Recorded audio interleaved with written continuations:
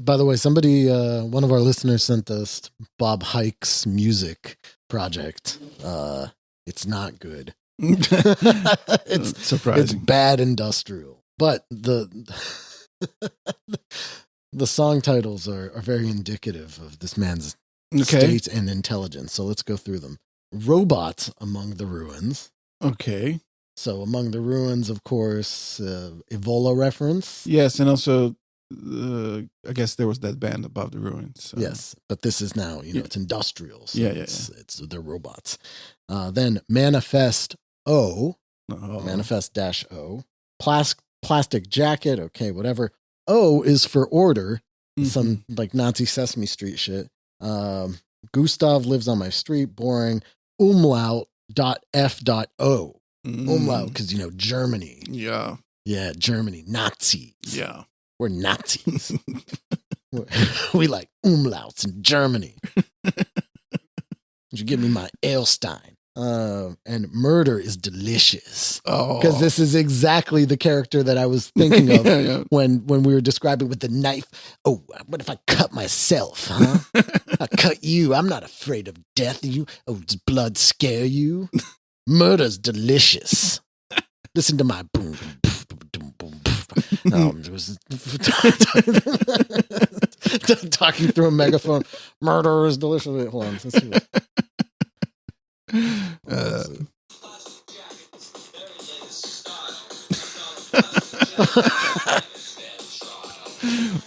Do I scare you? Does my music frighten you? Doesn't. But Murder is Delicious. Hold on. Which song is that? That. All right, listen. Actually, after this is Murder is Delicious. Yeah.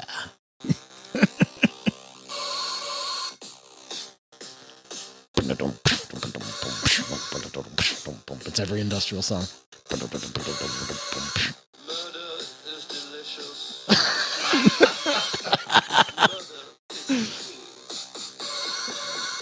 I rely on murder to keep me lean. Ooh. What a line. Rice burners. Potato heads. Yeah. Sex. What an idiot. Knives.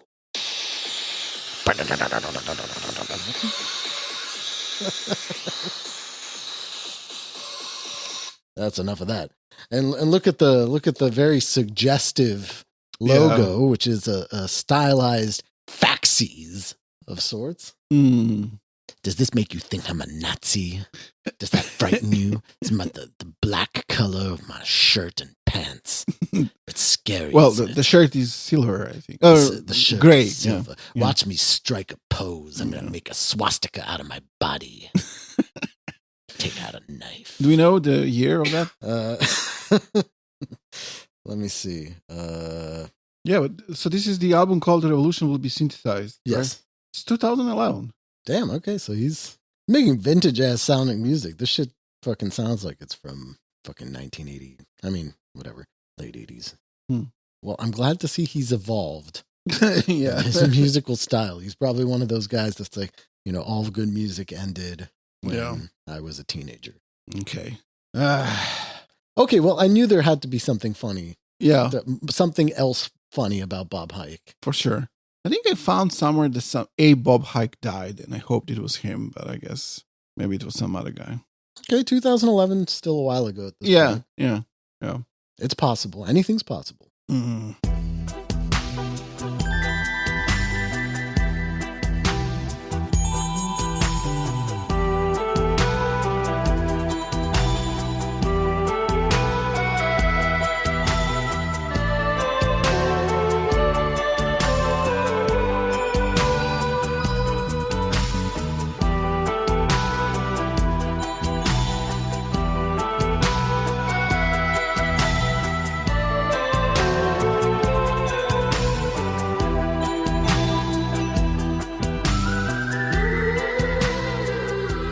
Okay, we're going to do this now. We're going to do it. Welcome back to The Empire Never Ended with Boris and Ray. Hey. Ray, hey. Ray, hey. Ray, hey. Right before we started recording this and before we started listening to O-Phase, Bob Hike's dangerous music, Ray said, I'm fucking tired of these people. Yeah. Which is something that you've uttered a lot in this show, but I think you mean it here, as you usually do. Yeah. Well, usually when I do more than one episode about a group of people, it becomes torture. Yeah, and especially since we're recording these kind of back-to-back. Yeah. We recorded one last night and one today. Yeah. And so, sometimes we space it out, and that gives us a little bit of breathing room. But this is all martial industrial Nazis, subculture freaks all day long. It's not as bad when I did the Ezra Pound series. That was very bad. Also, A&P was not good. A&P was not good for anybody's mental health. No. Yes. So we talked about, we kind of are approaching the end of this whole arc, and generally the idea of arc, the huge arcs, never-ending arcs as such. This is the way it is. This is the way that my arc ends. This is the way, exactly. So we talked about Tom Metzger this was like 2 months ago. 2 months ago. And who that kind of opened up this whole connection with this kind of subcultural, countercultural, hipster Nazi archetypes from the late 80s called the Abraxas Foundation or Circle, because it was not the group itself, it was the whole kind of milieu of these people connected to the Church of Satan and so on. And then more recently we talked about the American Front and Bob Hike and the late James Porazzo, who were even closer to these people. Yeah. And then we talked about one of them, the industrial musician and artist Boyd Rice. Yes. Who had, as we saw, a close connection to James Mason. And if we were to believe a guy who once told me he is, I think, generous with his heroin, but uses lots of racial slurs in regular day-to-day conversation. Yeah, that was the explanation of the guy why he was socializing with Boyd Rice. It was heroin. Yeah. Yes. Yeah. So today we're talking about another piece of shit from this same group of people. And I keep kind of being more and more disgusted by them, because before I had this idea that one of them, called Michael Moynihan, the guy who made the book Lords of Chaos, was responsible for Siege being a book and a thing. Michael Moynihan, also a member of this kind of a Abraxas circle of people. But then when I read Spencer Sunshine's book about neo-Nazi terrorism and the influence of James Mason's Siege, I found out, and then everyone found out who's listened to the episode that was based on that book about Boyd Rice, how Boyd Rice was also extremely instrumental in the Siege becoming a book. It was basically his idea.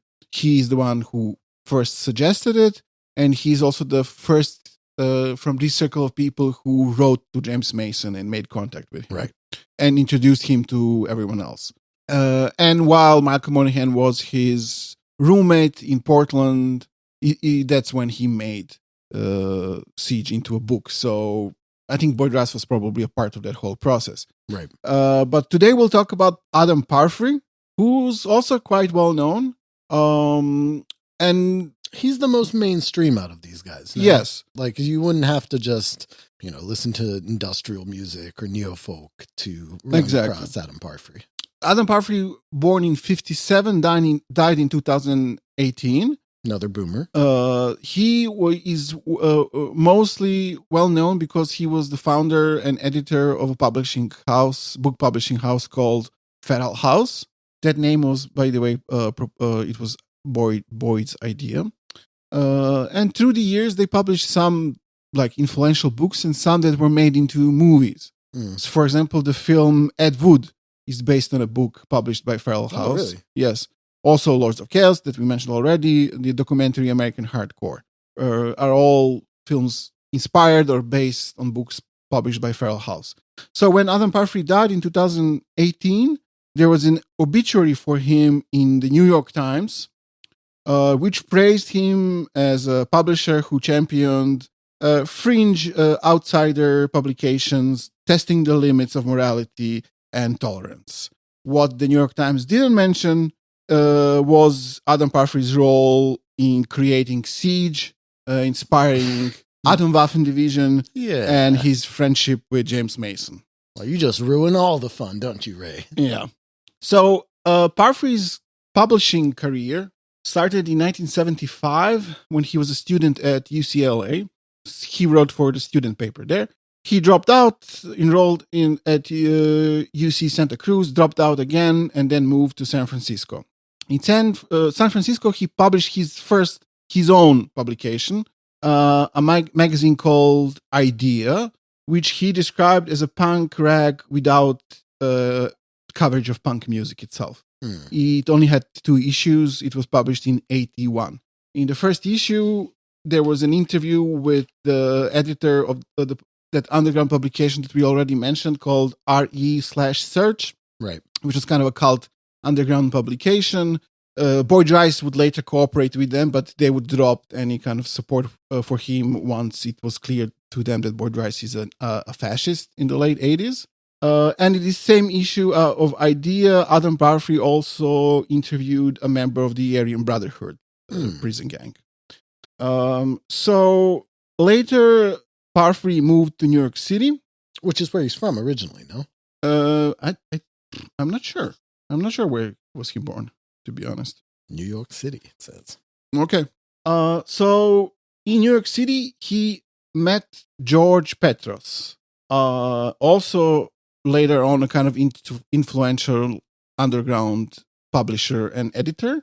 And together they started a magazine called Exit, which was published for a few years in the 80s, first issue in 84. They described themselves, Exit, the two of them, Petros and Parfrey, as an outlaw, liberal, fascist, sci-fi, pop art magazine, which is the way these people talk. But this will have our, I think, only clip in today's episode, right about here. This is an interview that George Petros did for some YouTube channel 12 years ago. And the clip, you will just hear the interviewer ask him to describe what Exit was and how George Petros describes it. For someone who's not familiar with Exit magazine, how would you describe it? Well, it's a crypto-fascist science fiction journal of the end of the world, as using America as a metaphor for the end of the world. Do I confuse you? Yes. Well, I don't think you're smart enough to understand the liberal fascist. No, actually, the point of the clip that we just heard was that it wasn't the answer of that type. Okay. It was a surprisingly frank answer and very direct, and it actually completely, really directly says what it was, which was a crypto-fascist magazine. Oh, okay. So he said it. He just said it. He dropped the whole pretense and he just said it, and that's it. And the whole publishing, I think, enterprise by these people throughout their careers can be explained as a crypto-fascist endeavor. And this, when they used to say publicly outlaw, liberal, fascist, sci-fi, pop art magazine, it's like this is a cover.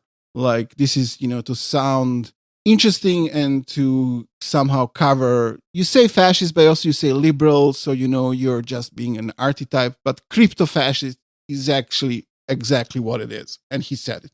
Okay. So they were, kind of edgelords always, before that was even a word. And Exit was similar to the later publication that Parfrey published, a book called Apocalypse Culture, that's published to this day probably and sold in many thousands of copies. It was a similar kind of a mixture of like extreme sexuality, serial killers, Nazi stuff, cults, Jim Jones, and so on. But Exit was much more like designed than the book was, the Apocalypse Culture. There was much more images, collages that they did themselves, and so on.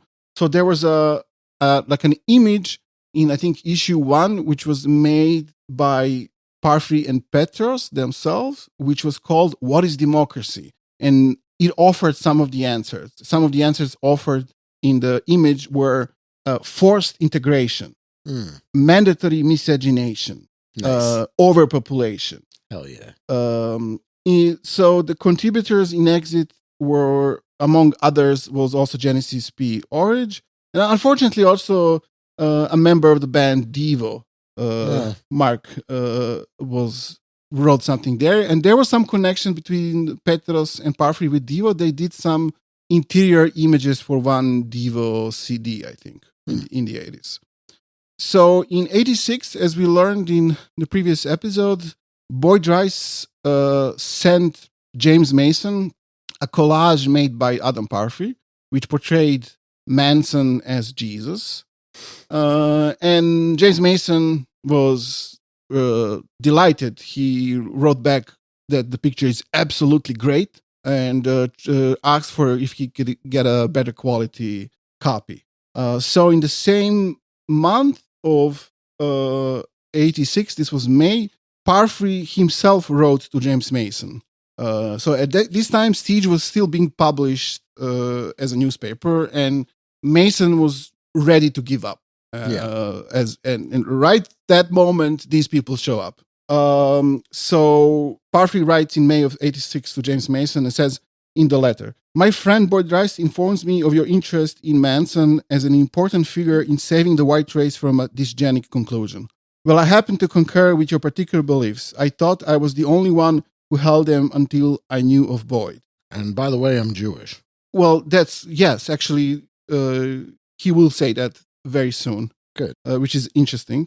So Parfrey proceeds to describe his publishing project Exit to James Mason. And he says that it's a kind of a magazine that repudiates the kind of liberal humanism which is infecting the country like a plague. And he, in the next letter, Parfrey writes to James Mason that Exit was aimed at cynical and lazy but hip young people. We feel it's a propaganda tool to legitimize a certain type of thought among race-mixing and otherwise polluted people. We've already had a number of conversions to our racialist stance. Now these once liberal types are gun-owning Spenglerians. Oh. Yes. So, and in one of these first letters, Parfrey confesses to Mason that that although his father is Nordic, his mother is Jewish, which is interesting, which makes me think that some people would kind of... I mean, that's the only side that really counts, though. Yes, exactly. But I think, to me, this seems that somehow, Parfrey was an actual Nazi or like a fascist anti-Semite. Like, why did he have the need to say this to James Mason? It's kind of strange. He just, if his communication with him was purely cynical, as some people would like to portray it, I think, why would he even mention that? Like, there's no reason. I don't know. But he assured James Mason, even though his mother is Jewish, he said, "I'm sympathetic to all your stated ideals in Siege, and particularly your edict to race traders." And Manson, sorry, I keep saying Manson. Mason replied that things are so desperate that no one can afford to get personal with anyone else who is performing a service to the cause. We'll even take Jews. Exactly. Especially when it came to top-notch, competent artists whose work electrified me, is what he said to Parfrey. And really, he was really electrified by these people. He called Petros and Parfrey like creative geniuses. And there is a quote that you can read if you want. "Working now with other creative and productive people has regenerated my own juices, which is resulting in a stream of fresh printed material." Yes. Juices, and they're just... Yes. They regenerated his juices. Thank you. Juices which before this were like 70% vodka. Yes. By the way, Parfrey's Nordic father, as he said, was the actor Woodrow Parfrey, who's known for being portraying a character in the Planet of the Apes, which was Dr. Maximus, who was a senior member of the orangutan government of Ape City, a commissioner for animal affairs, and a close ally of Dr. Zaius. Oh, all right. I love you, Dr. Zaius. Yeah. Woodrow. Yes, Woodrow Parfrey. Ah, and his mother was Rosa Elovich. Oh. So, yes, Jewish indeed. In 86, Parfrey started a mock press, which was his first publishing house, and later that evolved into Feral House. And they published a few books, and among their first books, there were two at least, that included contributions by James Mason. So they were the first people who published in like sort of mainstream or like underground, but like accepted underground circles, writings or propaganda by James Mason. I think one of the books that included something from him, maybe a leaflet, was Apocalypse Culture, and another book in the 88 was Manson File, a book edited by Nicholas Schreck about Manson that also included some writings from Universal Order, which was the latest, ideological project by James Mason. His Hitler-Manson synthesis. Right.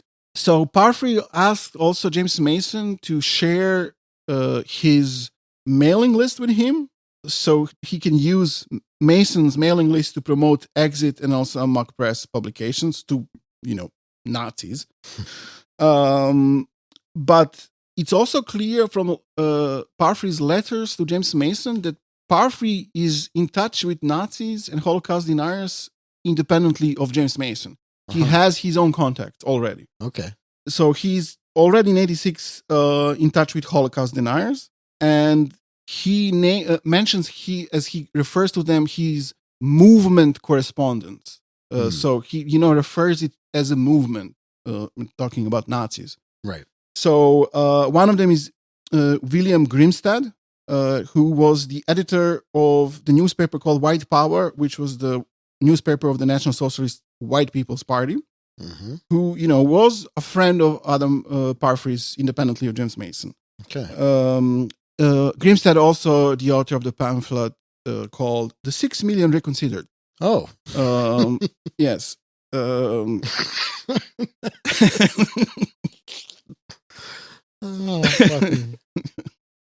So Parfrey also complained to James Mason how good movement people like Grimstad are giving him shit for promoting Manson. And he complained that, even the good movement Nazis like Grimstad don't really appreciate what, They don't appreciate the genius of Charles Manson. Exactly, yes. And this is, these people just showed up as I guess a sign from I don't know whom to James Mason that, he should somehow continue doing what he's doing. Bourgeois Adam Parfrey, Nazis who love Charles Manson. Right. And who are like into publishing, and have access to that and some knowledge and skills. Grimstad, however, did introduce Keith Steinle to Adam Parfrey. Keith Steinle? We mentioned him, I think, in last 3 episodes. He's the guy who was a part of Liberty Lobby Connected. Yes. Okay. Holocaust Denier, Institute for Holocaust, Historical Review. Institute for Holocaust Denial. Yes, would be a more correct name.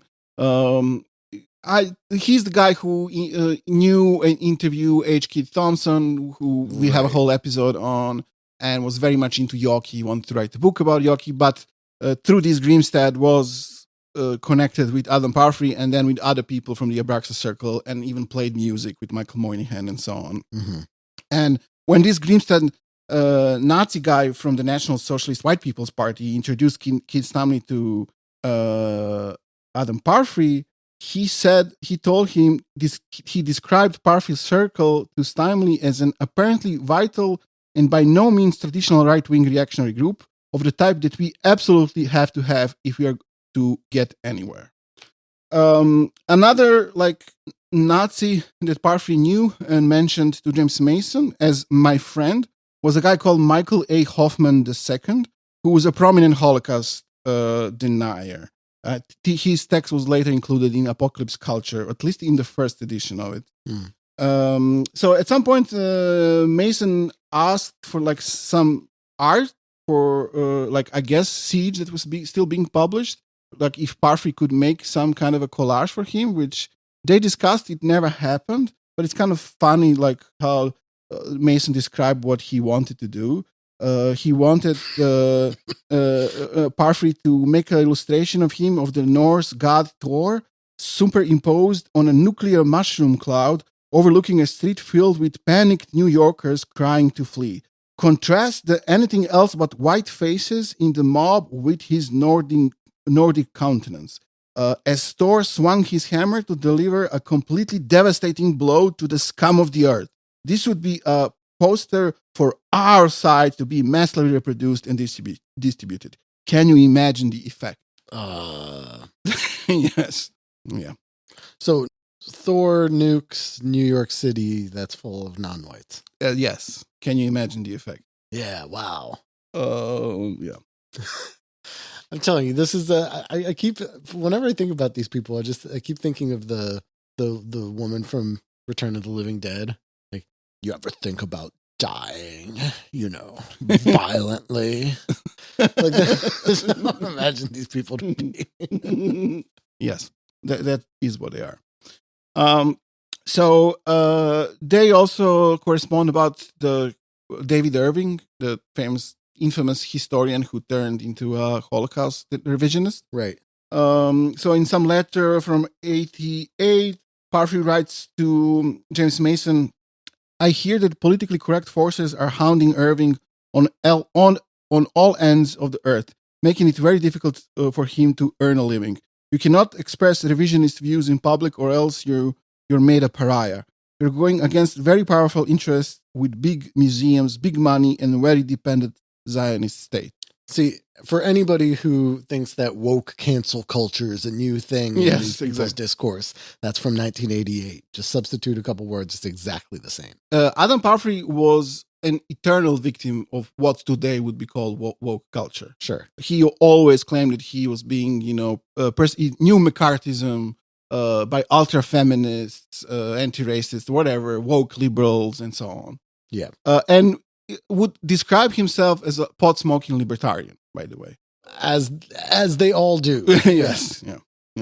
By the way, what's the... how do you pronounce... do you remember the town where Mason used to live in Ohio? Yes. What is it? Chillicothe? Yeah. Chillicothe? Or Chillicothe? How the fuck do you say that? Hold on. Chillicothe? Chillicothe, yeah. So...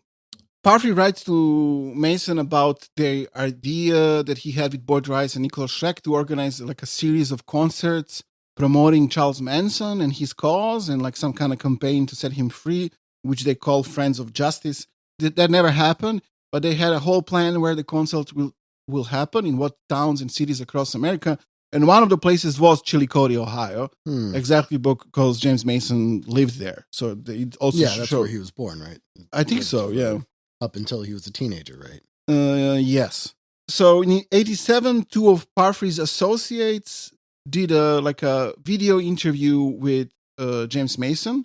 It's like a 50-minute long interview. That's the one still promoted by Mason today. It's like the only longer interview with him from the 80s that exists. I think parts of that later were included in the film Charles Manson Superstar by Nicholas Schreck. Parfrey also, in their correspondence, sent a newspaper clipping to James Mason. It was an article about Soviet accusations against the U.S., where it was claimed that the Soviets claimed how the U.S. made a lethal gas that affects only black people and not white people. And Parfrey wrote under that article, let's keep our fingers crossed. Like that it's true. Mason was so inspired by these creative new people, his juices were running, that he started making new pamphlets at the time, trying to promote them in these new circles with new people that he met. One of those pamphlets was called Charles Manson, Drugs, Power, and Sanity. It was under the Universal Order name produced. Parfrey immediately got 80 copies of that pamphlet from James Mason and gave Mason some advice on how to distribute it. Parfrey told Mason that he will ask Mike Kosmatka for advice how to distribute this pamphlet. And he described to Mason that Mike was a former right-hand man of William Pierce. So he's apparently also introducing Mason to other Nazis that Mason doesn't know, which is kind of strange because Mason did have a connection with William Pierce himself. Right. So, I mean, again, this is pre-internet era. Yes. Somebody has to give you contacts for other people. You can't just find them random. Exit issue number 3 had even more Nazi stuff in it, but it also reproduced Mason's Universal Order flyer, one of them, together with the logo, which was inspired, or designed partially by Charles Manson himself. It's the swastika, but, the other inverted swastika, let's say, like from the Nazi one, the one like the Manson had on his forehead. Yeah. The very first book that Amok Press published was a novel by Goebbels called Michael. I didn't know that Goebbels wrote a novel called Michael. Yes. And this was like a success. It was the first book this unknown publisher published, and it got a review in the New York Times. Really? Yes. Okay. But still, as we said, Parfrey constantly complains about, Zog and what today would be called woke culture, persecuting him and so on. Mm-hmm. So even though he gets a write-up in the New York Times for the first book he published by Goebbels. Yes. Okay. Yes.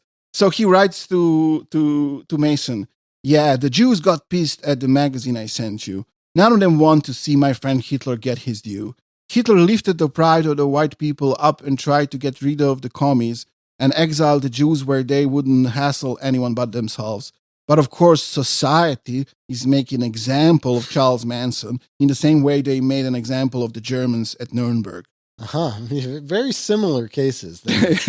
Charles Manson and the Nuremberg trials. Yes. So he explains that he's sick of living in New York and says, "I was looking for a spot 3,000 miles away from California and found it in spades and spics and Jews and rich assholes. I want to work with you, but more than that, I hail you with a stiff arm salute from ground zero." He's hailing him with something else stiff. The sounds of it. Yes. By the way, Michael, the novel by Goebbels, was picked up for distribution by the National Alliance and William Pierce. Oh, okay. Of course, yeah, why not? And James Mason writes and congratulates Parfrey for that fact, because he says that William Pierce is very picky about what he distributes, and it's success that he's... Yeah, very picky indeed. Yes. Do you know what the Michael is about? I'm just kind of curious now. No, actually I don't. Apparently, it had, I think Parfrey somewhere claimed that it had some like pro-Russian things in it. Because Goebbels, before he went with Hitler, was a part of the kind of the Strasserite wing of the party. And possibly had some ideas about some kind of German-Russian alliance. Maybe. Oh, it sounds like a really captivating novel. Sorry. Yeah. Michael, a German destiny in diary form. Mm-hmm. In the plot. In a diary form, the story of the journey of Michael, a fictional character who represents a young Joseph Goebbels. At the beginning of the novel, Michael has just returned home from service in the Great War. He finds a new democratic Germany, which invokes feelings of both love and hate. Throughout the novel, Michael wrestles with this mix of nationalist pride and anger towards Weimar Germany and explores his personal philosophy and belief system. Yeah. Awesome. Yeah, really. Page turner. Yes. So Mason really tried to persuade Parfrey to publish a book about George Lincoln Rockwell. He was kind of in '88. He got his copy of the Manson file that also like was had some kind of a dedication from Parfrey that says like to James Mason, the Dragon Slayer, a propagandist extraordinaire, something like that. And so he was inspired by that book and wanted a kind of book, kind of looking like that about Rockwell. And Parfrey liked the idea and he wanted to do it, but was also afraid of the reactions. So he said something like, we want to do it, but we will do it, but we have to do it in some kind of a smart, tricky way. Okay. So, for example, it never happened, but for years they were talking about it. So he tried to like pair it with a book, a biography about Louis Farrakhan, the leader of the Nation of Islam. Mm-hmm. So we have like that and, this, so we are not Nazis, whatever. Right. We're racial separatists. Yes. Or like we are, into extreme, how we're the free speech people. Yes. How the obituary in New York Times described him, pushing the limits of tolerance or whatever. And of course, as we know, James Mason had access to like tons of Rockwell material, publications, videos, photographs. He has those archives that are now on the internet, most of it. And he had the whole outline of the book, 10 years prior to this communication with Parfrey. Let me see. So James Mason writes to actually Boyd Rice about this idea. It will be a super sneaky way to get out GLR's, George Lincoln Rockwell's, propaganda message over 20 years after his death. Sneaky being like to do it with the Farrakhan thing? To do it with the Farrakhan thing, or like just through a non-Nazi publisher, I think is the idea. Like the very non-Nazi publisher. Well, yes, officially, the non-Nazi publisher, who still, in 2018 was not considered a Nazi publisher. Right. So Parfrey writes to Mason about New York City, how the media there is really controlled by certain people. And if they just don't like you and they smell that you aren't part of the team, you're not going to get anywhere. So I thought of a way to publish something I like at the same time and try to appeal to that liberal sensibility. So at that time in Farrell House, he started also doing things with anarchists. And Adam Parfrey co-edited a book together with Bob Black. Oh, wow, really? And started it was a collection of texts. Also published left-wing material and started publishing books by John Zerzan as well. Although there was also some attacks from anarchists and who did see them as crypto-fascist and so on. The primitivists not beating the whole Nazi charge. Nope. So also he writes in 88 to Mason, also in this context of discussing the book about Rockwell. I'm tiptoeing the tightrope in between mass market and oblivion. I can sell this book to my business partner, my distributors, bookstores, and the media with just the right approach. It will take a lot of brainstorming and a few compromises, but the end result will be a media coup. So there will be some heavy racism here now. Okay, thank you. Which I will censor. But he writes about the same subject to Mason, how to be smarter than the liberals and Zog and publish a book about Rockwell. And Parfrey writes to Mason, I'm counting on heavy censorship, condemnation, and subtle boycotts by Zog when it appears. I'm trying to get together a book written by N-word and Speak Gang members on youth gangs for release at about the same time. To me, letting those cocaine-addled N-word murderers prattle on about their miserable lives will be rope enough for them to hang themselves. But then I can always point to the book when the ADL gets on my case about racism, neo-Nazism, etc. Mm-hmm. Yes. And what gang members were those? What was it? In 2000s, he mentioned that he will publish some book about a Cholo gang, or a Cholo gang magazine made by one Reinaldo Berrios called Mi Vida Loca. But that's something from the 2000s. And he was writing this in the 80s to Mason. So I'm not exactly sure what he meant or if it actually happened. He had a particular thing against Latin people and specifically Mexicans. Parfrey did. Okay. And he was a typical American racist. I guess if he grew up in Southern California, yeah, he probably, had exposure to Yes, he would in interviews publicly say how he lives in like Mexican neighborhoods, how he's afraid. He had all of these fears of people of color, like very typical for like American racists, Right. and envision a race war coming, like very similar to Charles Manson and like some kind of every American yes person. Yeah. So I think like in an interview he like was say a country that is overcome by immigrants of racial difference would have been called an invasion. I live in a Mexican gang neighborhood, gunfire every night. Many of the Mexicans who move here aren't aware that we have flush toilets, so many deposit their babies' shitty diapers in public places. And such just racist stuff. And he talked about the Second World War, although his father fought in the Second World War. He described it as a civil war between white people, and white people have been feeling guilty about themselves ever since. Right. Very typical Nazi stuff. Yeah. Yes. I mean, who forced him to live in a Mexican neighborhood? I don't understand. I don't know. America did. I don't know. But he just fucking moved to Montana or whatever. It's forced integration, I think. Uh-huh. So he also wrote to James Mason that before they publish the Rockwell book, which they actually never published, they need to publish some bestsellers to get money.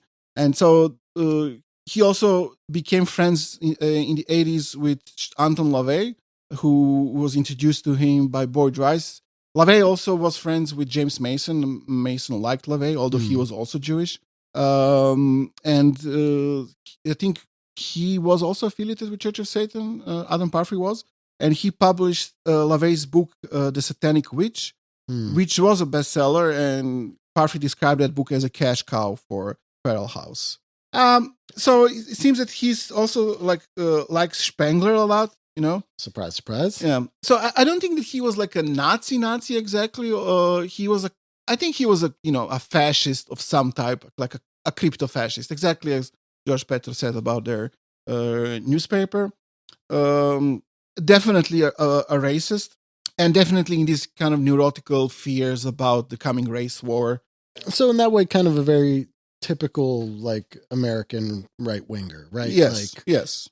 Afraid of people of color, convinced of a race war, and into fascist stuff, but maybe like the whole Hitler Mussolini model isn't exactly for America. No, like we're open to some other things here. Well, blah, he blah, was blah. like Parfrey was very much into eugenics. He always talks about how Americans are dysgenic and so on. And the text that he wrote for Apocalypse Culture is about eugenics, and it's called The Eugenics, the Orphan Science, or something like that. And he, talks about Madison Grant, Lothrop Stoddard, all these people that we mentioned when we talked about eugenics, who are like American classics of eugenics that influenced Hitler. So in that sense, he's, very American. But he's also into Spengler. So he was saying how ever since the Second World War, white people have forgotten about themselves. They should listen to the words of Spengler and something like that. Which, by the way, a listener suggested that we do some Spengler series, which I think we're actually very overdue for. Yeah, yes, we probably, It's a long fucking book. I did read parts of it once. Yes, it's a few volumes. Yeah. In the 90s, George Petros became the publisher, I think, or one of the editors of the magazine Seconds. Oh, okay. Which is a kind of underground music magazine, and it had lots of contributions by Parfrey and Moynihan and Boyd Rice, who did interviews for the magazine and were also interviewed. Like they were interviewing each other for the same magazine. And later on, Petros became one of the editors of the art magazine Juxtapose, which is a pretty well-known one. Yeah. So that's, coming from a guy who, is publishing James Mason stuff. So this is interesting and kind of weird. At some point, Parfrey gave pointers to James Mason on how to place a classified ad in Willis Carto's Spotlight magazine. So I don't know exactly what that was for, but Parfrey also offered to pay for that ad for it to appear 4 times for James Mason in Spotlight, Liberty Lobby Spotlight. Yeah. Parfrey also had a book agent and was trying to get some money, a contract to publish his own book. And while he was planning that book, he said that there will be an entire chapter in that book about universal order, James Mason's universal order, which I think in that form never happened. Eventually, he did publish a book called, what was it called? Cult Rapture. This was in 95, I think. And he did an art show to promote the book in some gallery in Seattle. And there was a whole section of the exhibition dedicated to universal order and James Mason. And this is, in like arty context in Seattle in 95. You have direct promotion of James Mason. Yeah, wow. This is 95. In that book, Parfrey had a text about Oklahoma City bombing, which had like clearly like right-wing point of view. And in 98, Feral House was sued because of a book they published about Oklahoma City bombing that made some accusations against a former FBI agent. And they lost in court, and Parfrey had to apologize also and to stop selling that book. Okay. In the 90s... So Zog finally got him. Yes, exactly. In the 90s, Parfrey lived in Portland, and this is also when Boyd Rice lived there, and Moynihan moved there and moved in with Boyd Rice and got a job at Feral House, which he was like a managing editor for Feral House, which is also the time when he was making Lords of Chaos book. So just to show you how, further illustration of these horrible people and their sense of humor was that James Mason in 94, he bought a special Olympics medal in some thrift store, and he sent it to Parfrey. And Parfrey later used it as an illustration for one of his musical projects, which was called The Tards. Okay. So used this gift from James Mason. They probably thought it's very fun. Parfrey sent a review of the book The Bell Curves to James Mason, the book that we mentioned. It's kind of basically eugenics from the 90s. Very, very popular Yes. in neo-eugenicist circles. And actually kind of domestic or like American conservative movement. Yeah, like mainstream. Yes. So in that letter with the review, Parfrey wrote to James Mason, Americans aspire to the dysgenic idea. The Jews, of course, are the biggest racist of all. And he compares the Jews to MTV, which he writes miscegenation TV, who see great profit from preaching gangster rap to middle America. Yeah. Yeah. So, of course, we talked recently about James Porazzo, one of the leaders of the American Front, who just died like a week ago. Yeah. He always talked about Adam Parfrey as his mentor. We have a photograph of them together.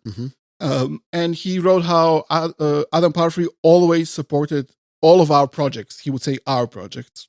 From the American Front to what he called the Atlantis Foundation, whatever, that Parfrey was a big supporter always, which is true because in the early 90s, he wrote that article for Hustler, which was completely like free promotion.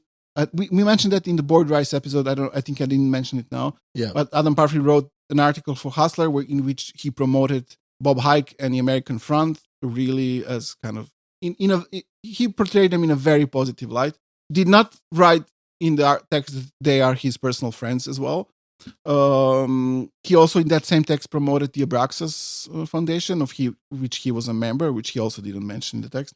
But later on continued to have this connection with James Porazzo, and Porazzo claimed how he supported his No Lives Matter project, which I have no idea what that was, except that it was some maybe Facebook page.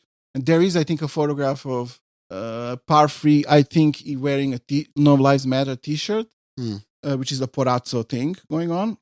And in the around 2010, Adam Parfrey was participating in Porazzo's secret Facebook group called New Resistance, which also had Joshua Caleb Sutter in it, Temple of Blood people, and all of those people. We talked about this was when James Porazzo and his allies from the Temple of Blood, meaning the American chapter of the Order of Nine Angles, tried to take over / destroy the American front, which was under at that time control of kind of classical American skinhead Nazis, which ended up in the American front leadership having some kind of a deal probably with the Combat 18 to kill James Porazzo, but then they were all arrested because they were also infiltrated by feds. Right. Classic story. Yes, and then Porazzo created the New Resistance group and claimed that the American front is dissolved, that it doesn't exist anymore. Well, Parfrey was there somehow in this Facebook group, and he participated in some Holocaust denial discussions and also tried to promote his books to these third positionist Satanists for them to buy. So he was always a guy who, although he was very successful in what he did, like very, very successful and pretty smart, obviously, because he did what he wanted to do. I think he was honest in this communication with James Mason when he said, we need to do it smart way. We need to publish what we want, but that also means that we need to publish other things as a cover to what we do. When, the Zog comes after us, the liberals, the woke people, whatever, we can always point out, yes, but we have, a book about Louis Farrakhan or whatever. I'm really glad that there is a direct quote of him saying that. Yes. It's perfect. Yes. But publicly at the same time, he always played the victim. He was always the victim of, he didn't call it back then, woke culture. Yeah, it was PC culture. Yes. And the feminist, he would always say, liberals and so on, who are, the new fascists and so on. And he would also use his Jewish origin also to deny that he's a Nazi and how can he be a Nazi and right-winger and so on. Yes. It says that Parfrey was an influence on the X-Files. Really? Yeah. Feral House's collections of bizarre conspiracy theories, such as secret and suppressed banned ideas and hidden history, was also an influence on Chris Carter's X-Files. Probably the Lone Gunmen were maybe into some of the things that they published or something like that. Yeah, well, yeah. Yeah. Interesting.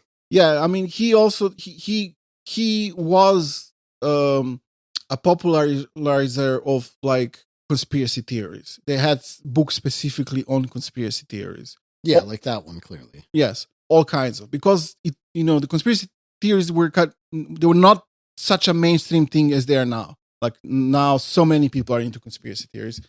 Back then, it was more kind of for the crazies, like for the for the lone gunman types, Coast to Coast AM, and yes, yeah. And he was, I think, a kind of a collector of various conspiracy theories. And that's honestly, that's fine for me. Whatever. Yeah. I don't care about that. No, like I say with all the stuff, the Satanist shit and all the others, it doesn't matter to me. It's the Nazi part that bothers. Yeah. Of course, the thing with these American Satanists is that they are fascist. Like most of them, yeah. The Church of Satan people, the way they kind of formulate their ideology is like social Darwinism. Yeah. Like, at least if they follow LaVey and the Satanic Bible, it's like very, elitist social Darwinist stuff that these people from the Abraxas circle explicitly were attracted to. Like, that's why they call themselves Satanists. Yeah. Because they were like racist, social Darwinist, eugenicists. So in that sense, and they would say how, they're not Satanists in some kind of an occult sense. They didn't believe in not like Glenn Benton from Deicide, who I think actually did believe. Yes. Yeah. There are these people who do, but the Church of Satan were not. Right. Nicholas Schreck always likes to make, although he was affiliated with all of these people, he always wants to make clear that he was a devil worshipper who actually believed in an actual Satan. Sure, okay. And but for other reasons supported Church of Satan, I think, at the time. I guess because he was dating Zena LaVey or something like that. I mean, I guess then with Parfrey, if we're going to kind of compare him to the other two characters that we've talked about in the last two episodes, he's the one with the most mainstream success, because he was able to kind of cover his tracks with the whole, like, I publish everything. I publish all kinds of crazy stuff. You say you publish leftist stuff or did he only publish, like, guys like Zerzan? Who he could kind of broadly identify as left, although Zerzan would disagree with that. I think he included can't remember, but in some of the collection of the texts, he included maybe something from the like Bader Meinhof or like something like that. I think the Red Army faction, or which is like cool because terrorism. Terrorism, yes, yeah. I He's wouldn't not like be posting surprised. like the collected works of Trotsky or something. No, no, definitely not. Yeah, but I think he was. Yeah. By the way, I didn't mention that he also met Tom Metzger, and Tom Metzger wrote to James Mason how he met Adam Parfrey, and Metzger included an artwork by Adam Parfrey in the War tabloid. So he was, like from War to the New York Times. People liked him and praised him. Yeah, so, I mean, that's impressive. Yes. So he was very skillful, obviously, and smart to do. He knew what he wanted to do, which is legitimized fascism and make it cool for the hipster types. Yeah. And like make it a part of the conversation and turn some people towards what today would be called alt-right or something like that. And publish whatever else you need to in order to be able to get out the stuff that you really want. Yes. But also, like if you, I don't know if he actually published, for example, that book on Louis Farrakhan, but like that could be like kind of a bluff for someone who's not very smart, because like that's also very much in tune with the racial policies. Like, right. Like as we said, but a lot of average normal people don't know that. Exactly. Yes, of course. Yeah. That's the point. Yes. Like, most people don't know that, like, okay, Farrakhan, ANC, ANP, sorry, not African National Congress. No. They had kind of the opposite politics. Kind of the opposite there, yeah. I mean, most people don't know about that. Like, it's in the kind of common discourse, it's like, okay, well, you see, he publishes about black people too. Yeah. He can't be racist. Yeah. Yes. And he's like, I don't know, as I read about these people, every new character they're all character, but I never read so much about them since this book by Spencer Session didn't exist, who did a lot of research and went through all of these correspondence and so on. Every time I read about one of those characters, he seems more evil than the previous one, because like Parfrey seemed somehow the most out of these people who was very conscious about what their project is about. Yeah, it's much more calculated, I think, than some of the others. Very cynical, and like he knows what he's doing. Yeah. Which is, again, why it's amazing that we have that quote. I think it's great. Yes. Because, I mean, you get this kind of thing so often, not just with these people, but like with kind of Nazis and right-wingers in general. Yeah. The thing about Death in June, like, oh, they can't be Nazis, they played in Israel. Yeah. Or like he's gay. Or he's gay, yeah. Adam Parfrey was Jewish, and he was a total anti-Semite who wrote about Zog to James Mason.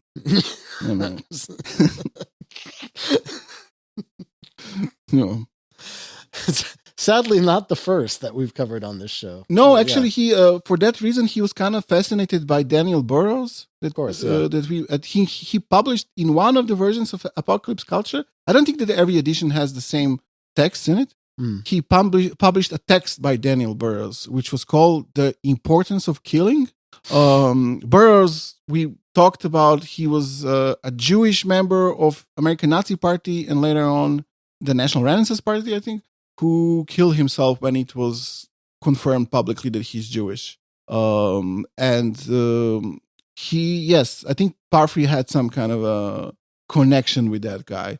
And sometimes he would even write anti-Semitic things or criticize Jews for various angles, typical anti-Semitic ones, but also like you talked about Holocaust too much and so on. Mm-hmm. But he also kind of blamed the Jews for Daniel Burroughs becoming a Nazi or something like that as well. Which was, cynical since he's also a Nazi. Right. And probably liked Burroughs.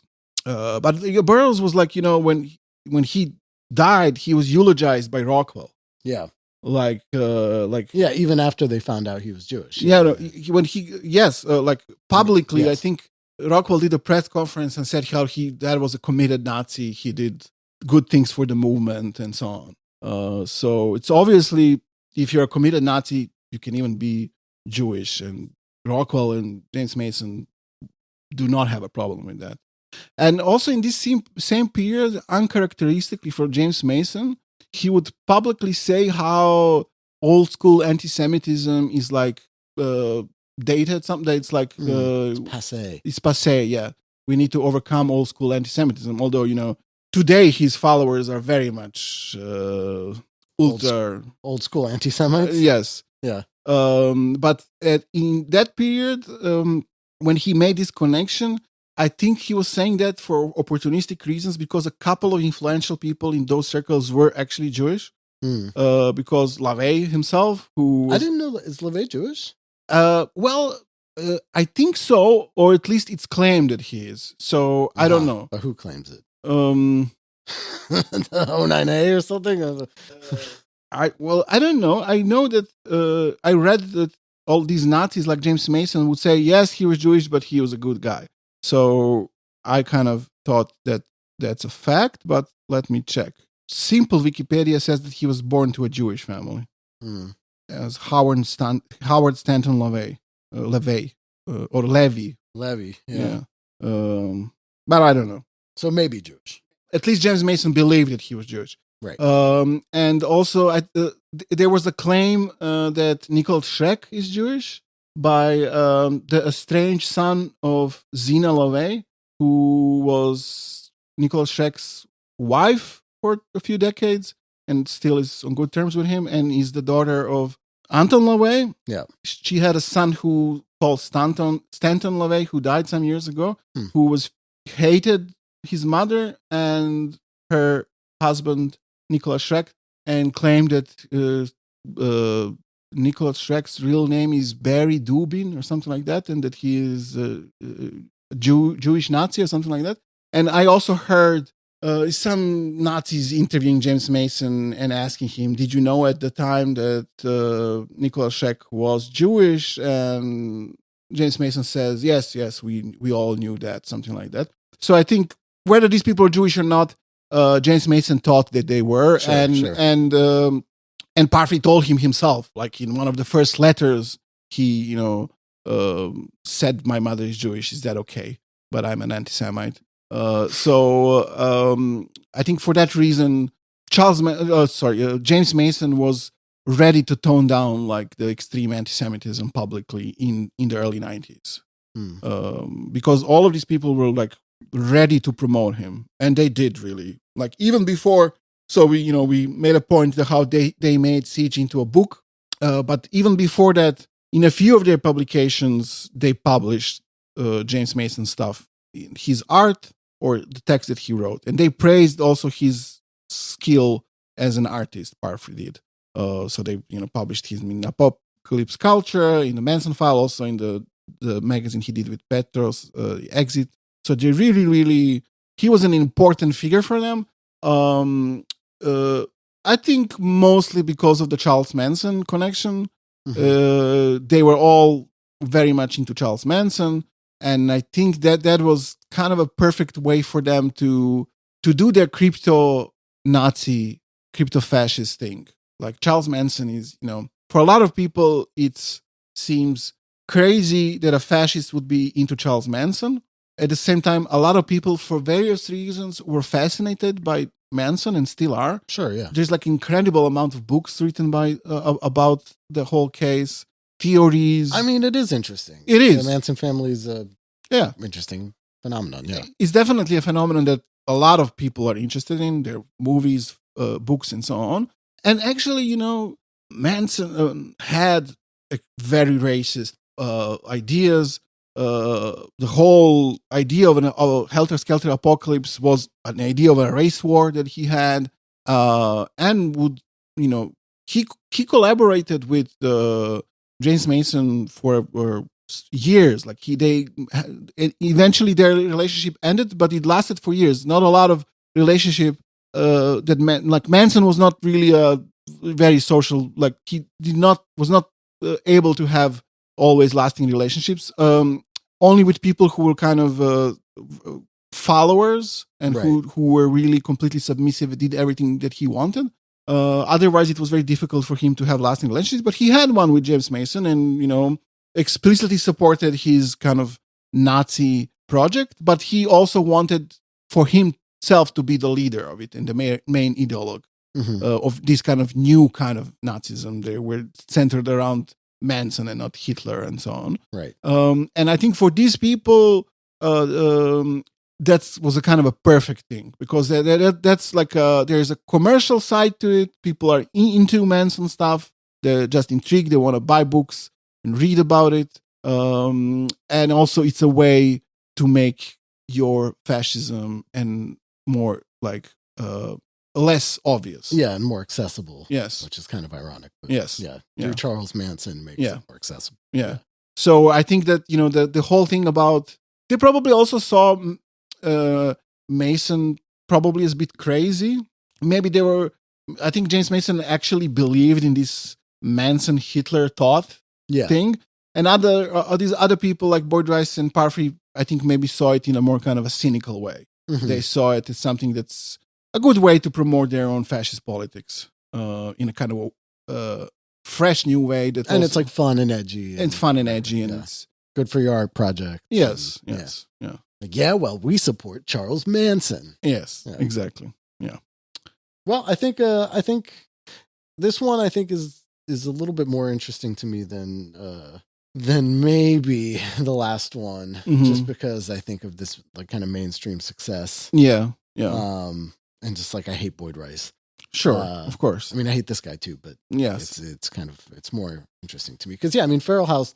I think I probably have a Feral House book here. I think he published some of Kenneth Anger's stuff. Probably, yes. Yeah.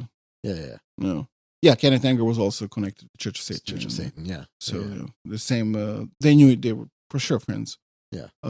Yes. I think it's okay to have these episodes, even because Spencer Sunshine did this book that you should read, and it really covered, because there's all of these idiots are, there's so many people fascinated with these people.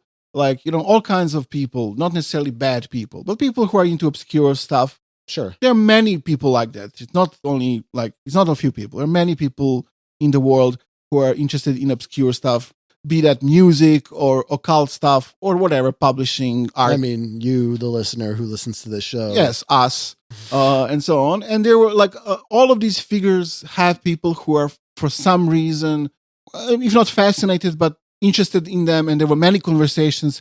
Are they Nazis? Are they not Nazis? And so on. So I think it's okay to have an episode about each of these people, for sure, and say, he's a Nazi, he's a Nazi, he's a Nazi, and just to be done with it in some sense. Yeah. And I think that's where we can leave it. Yes. That's a good conclusion. Yes. Yeah. He's a Nazi. He's a Nazi. Yeah. And they all are, seemingly. Yes. And cool. Well, we'll be back with, I think that sums up this little subcultural. I guess we'll do an episode with Spencer Sunshine too. I actually want to do one more. Oh, okay. Never mind. I spoke too soon. Yeah. But we'll also talk with Spencer Sunshine soon. I will need to write to him. Well, it's not over then. No, it's not over. No, it's never over. No, never. Okay. All right. Well, thanks everyone. Thank See you soon. Bye. Bye.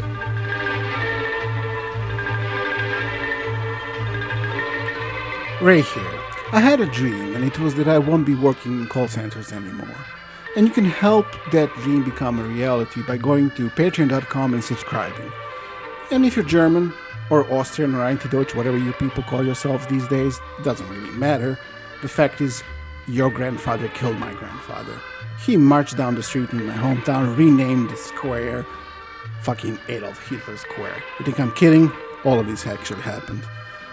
And you should feel bad about it. I don't care if you were born in 97 or wherever you were born. This is not normal behavior, okay? You're not normal. I know people from all of the continents, no one thinks you're normal. But there's good news for you. We made a special tier just for you, so you can pay 10 times as much as a normal person would. It won't make you normal, but it will make you feel better. Okay, thanks. Bye.